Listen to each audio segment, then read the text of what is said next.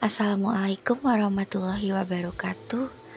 Alhamdulillah bertemu dengan saya Khadijah dalam channel Hijrah Khadijah.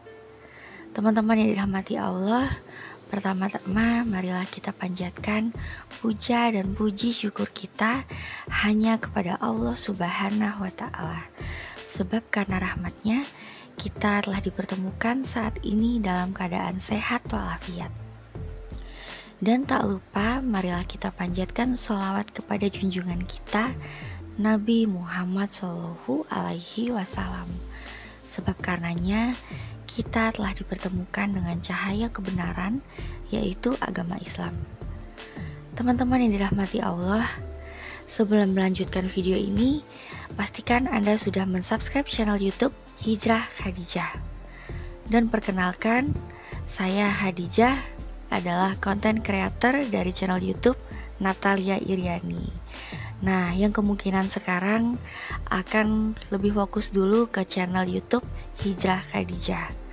Nah, channel ini juga nggak jauh beda dengan channel yang pertama, Natalia Iriani.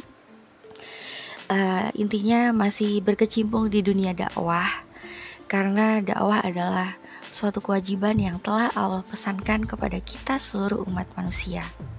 Gak terlepas dia mau laki-laki ataupun dia perempuan.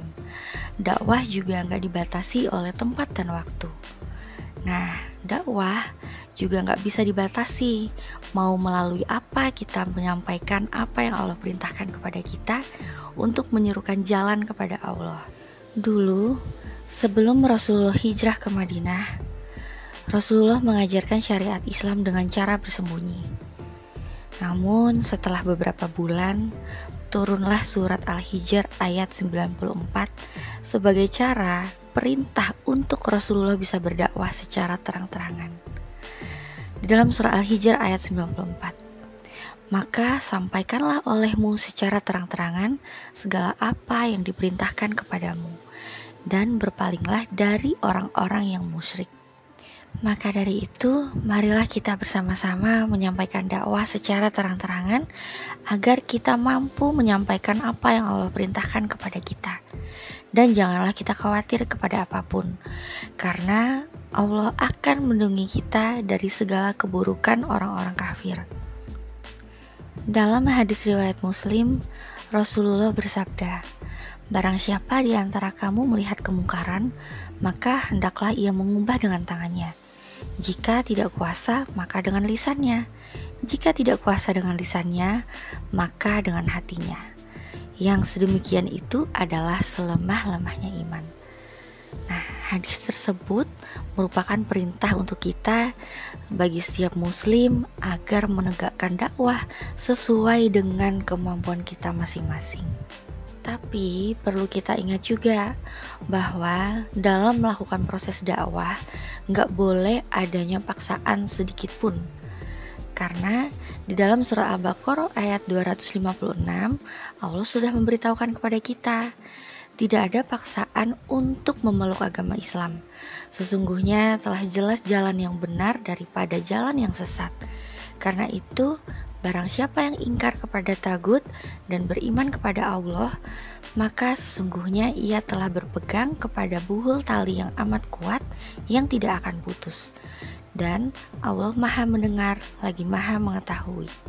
Dan banyak juga nih kita dengar ya, adalah dari beberapa orang yang bilang kayak gini, udahlah, agama ya agama masing-masing, hak masing-masing.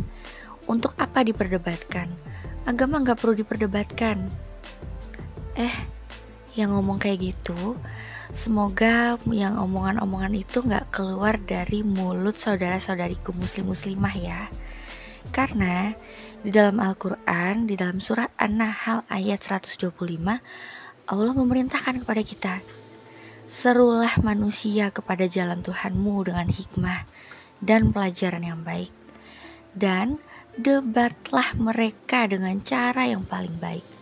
Sesungguhnya Tuhanmu dialah yang lebih mengetahui tentang siapa yang tersesat dari jalannya, dan dialah yang lebih mengetahui orang-orang yang mendapat petunjuk.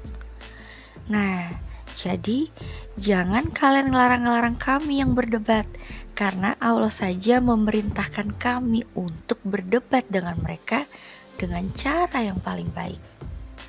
Saudara-saudariku, janganlah kita pernah merasa, aku gak bisa nih berdakwah, aku gak punya ilmu, aku gak punya sarana, aku gak bisa apa-apa. Jangan sampai kita merasa seperti itu, karena dakwah itu gak harus dengan ilmu, dakwah gak harus dengan kata-kata, dakwah gak harus dengan apapun yang kita pikir kita gak punya.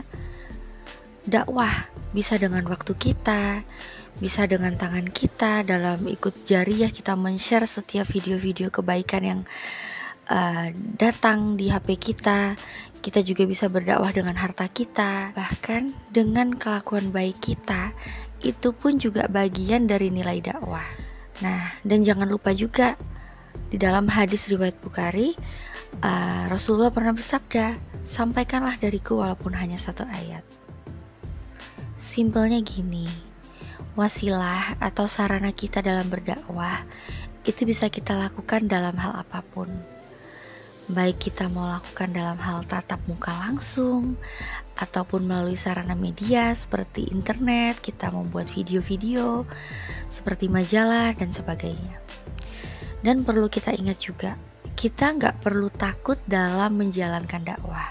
Karena dakwah adalah kewajiban mulia yang dijalankan oleh para nabi dan rasul, lalu dilanjutkan oleh para pewarisnya dari kalangan para ulama dan kaum muslim semuanya. Jadi cukup sekian dulu teman-teman. Semoga dengan video yang pendek ini bisa menjadi inspirasi buat kita semua, dan semoga bisa membawa kebaikan buat kita semua.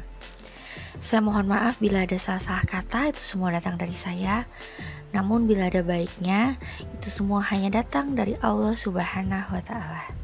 Jangan menolak kebenaran, memulai dengan buka hati. Assalamualaikum warahmatullahi wabarakatuh.